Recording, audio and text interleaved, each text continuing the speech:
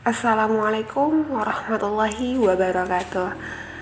Hai teman-teman semuanya, kembali lagi bersama saya Siti Khadijah Lubis.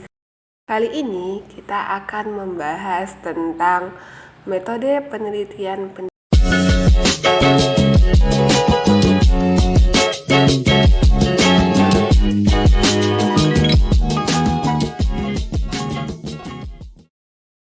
Metode penelitian ini biasanya sangat penting ya bagi teman-teman semua, khususnya yang ingin melakukan penelitian atau mahasiswa yang sedang menulis skripsi.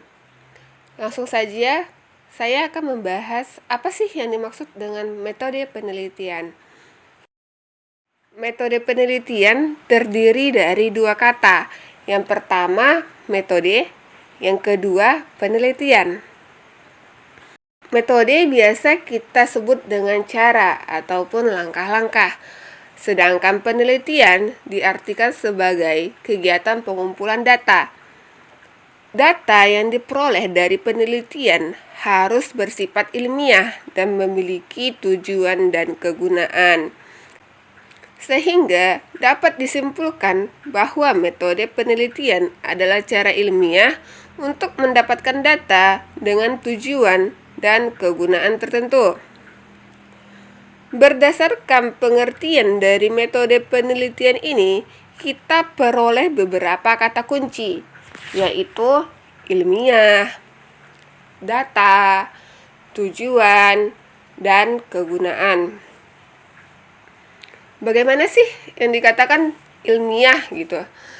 Ilmiah berarti kegiatan penelitian didasarkan pada beberapa ciri-ciri, yaitu rasional, empiris, sistematis. Rasional berarti kegiatan penelitian dilakukan dengan cara yang masuk akal, sehingga terjangkau oleh penalaran manusia.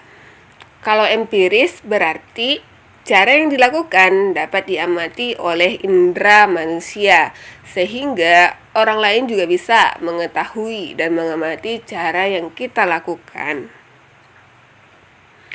Bagaimana sih contoh cara yang tidak empiris? Seumpamanya nih, si A sedang melakukan perjalanan dari kota B ke kota C. Setelah sampai di kota C, si A baru menyadari bahwa dia telah kehilangan uang. Agar dapat menemukan uangnya kembali, si A pergi menemui paranormal, atau biasa kan kita kenal dengan orang pintar seperti itu.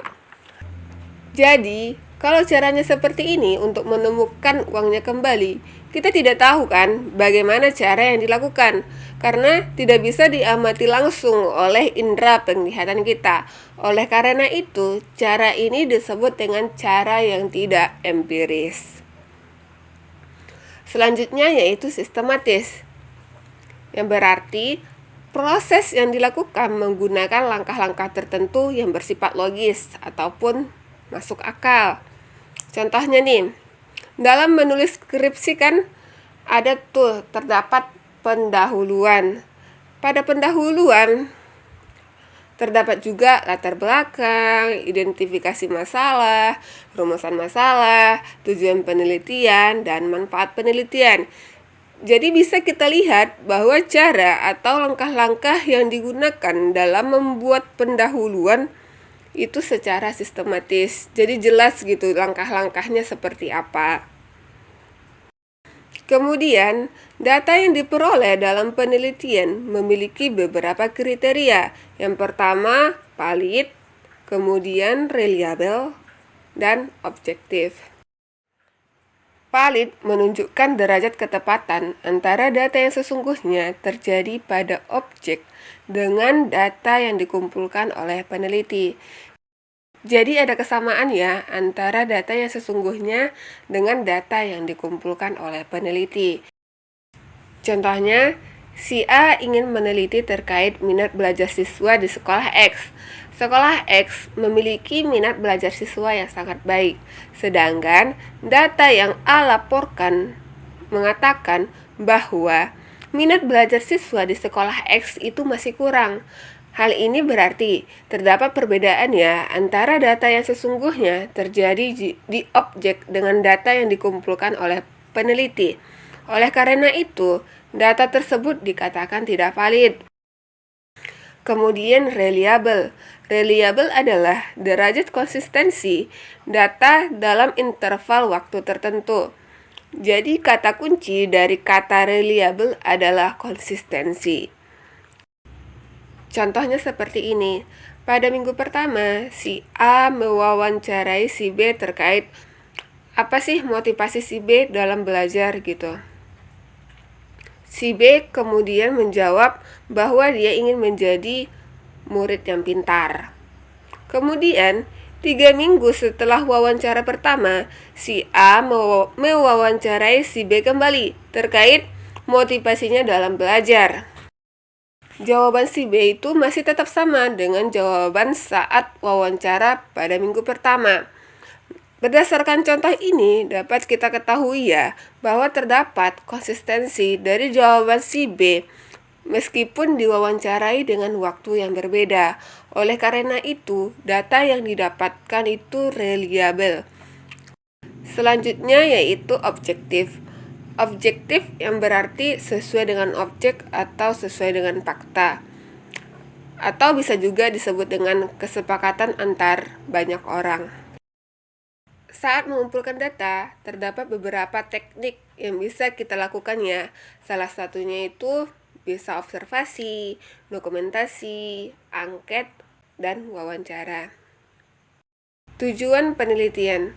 Tujuan penelitian terdapat beberapa macam, yaitu yang pertama menggambarkan, yang berarti mendeskripsikan apa sebenarnya yang terjadi pada objek yang kita teliti. Kemudian membuktikan,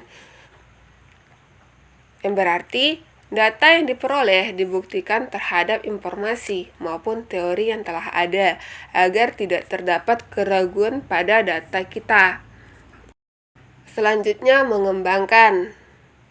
Mengembangkan itu sendiri yaitu memperdalam ataupun memperluas terkait pengetahuan, teori, atau produk yang sudah ada agar menjadi lebih efektif dan efisien.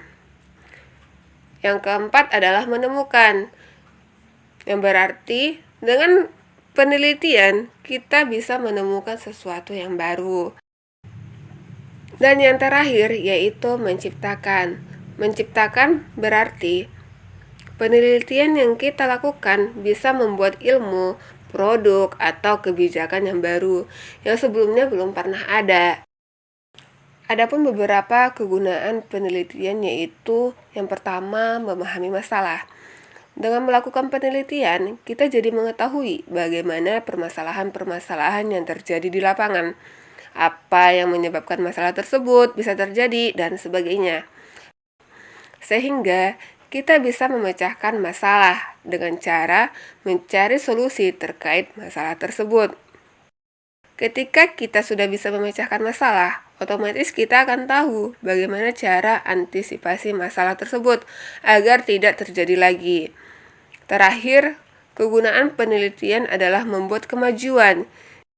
Jadi, penelitian yang kita lakukan harus membuat kemajuan ataupun memiliki kontribusi ke depannya. Selanjutnya yaitu pendekatan penelitian. Penelitian memiliki beberapa pendekatan, yaitu yang pertama, penelitian kuantitatif, yang kedua, penelitian kualitatif, yang ketiga, penelitian tindakan kelas atau biasa dikenal dengan PTK, dan yang terakhir yaitu adalah penelitian pengembangan atau bisa juga kita sebut dengan R&D. Penelitian kuantitatif adalah penelitian yang menghasilkan angka sebagai alat menemukan keterangan mengenai apa yang ingin kita ketahui. Jadi, kata kunci dalam penelitian kuantitatif adalah datanya itu berupa angka gitu.